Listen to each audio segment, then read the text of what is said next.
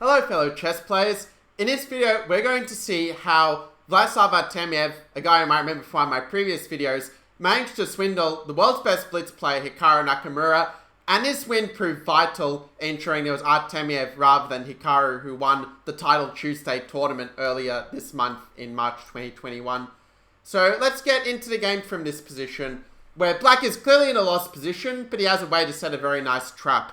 What do you think is the move that Artemiev played here in order to set the maximum problems for white? As always, you can pause the video if you want to test your swindling skill. Otherwise, I'll just continue on with the move that was played. At this point, Artemiev played the move of f4, which is a bit of a tricky move because it leaves the white queen very short of squares and the white knight is pinned. So one has to be a little bit careful to make sure that he's actually still winning in this position. And in the game, Hikaru kind of outsmarted himself a little bit at this point. What white should do is he should either play the move f3, which is to ensure that the white queen can get away.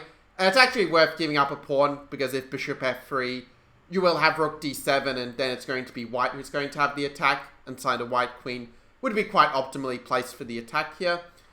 But otherwise f3 would just be a good move to consolidate. The other good move, which it's less obvious that it works, but the move g5 is also quite strong. The point being that bishop f3 again is not quite as good as it looks because of rook d7. And a key point is that black can't just win the knight for free, because if you take the knight, white's going to play g6, and that discovery is going to allow white to take the knight and basically have the faster attack against the black king. But instead of that, Nakamura thought that he could play the move of rook to d4, which is kind of a clever looking move, because you can't take that rook, because then queen takes e7 is going to lead to a very fast checkmate on the black king. But Artemiev found a very strong move that actually completely turns the tables here. And if you want to see if you can find it yourself, then pause the video, and when you have come up with your move, well, we can see whether you got it right and whether you found what Nakamura missed.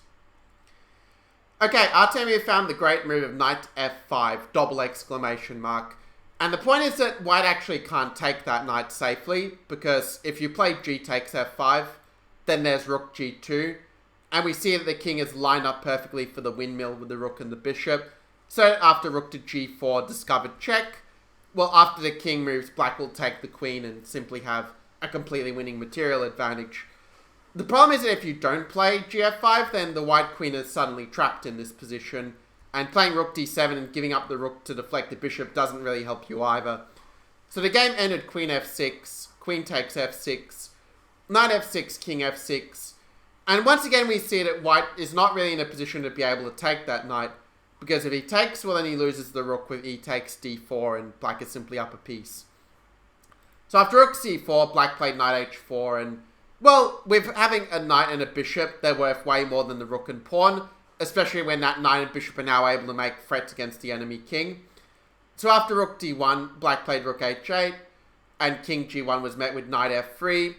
And we see again the problem with these discovered attacks that, a move like king g2 would run into a discovered check with knight g5, and you're just going to start collecting pawns and still have a big attack on the enemy king. If king f1, you can even play bishop b5 and pick up the rook with a nice pin in this way. But after king f1, black played rook h3, and the rest was fairly easy for black to convert after knight g5. King f1, rook h1, and king e2. White resigned here without waiting for the move bishop f3, which would leave black 2 pieces ahead after white gets out of the check and black takes the rook for free as such. So that's why Nakamura resigned after the move king e2.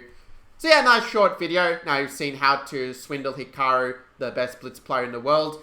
And well, it also teaches you valuably how to actually convert a winning position, how to maximize our tricks when we're losing, so that even if we're maybe losing the position, we might still be able to win the game if the opponent falls for our little trick. So yeah, glad that you enjoyed the video. Make sure to leave a comment with your thoughts on the game. A like also helps with the Facebook algorithm. And consider subscribing to stay updated with more of my training videos. So yeah, that's all for today, and I will see you in the next Grandmaster mini lesson, everyone.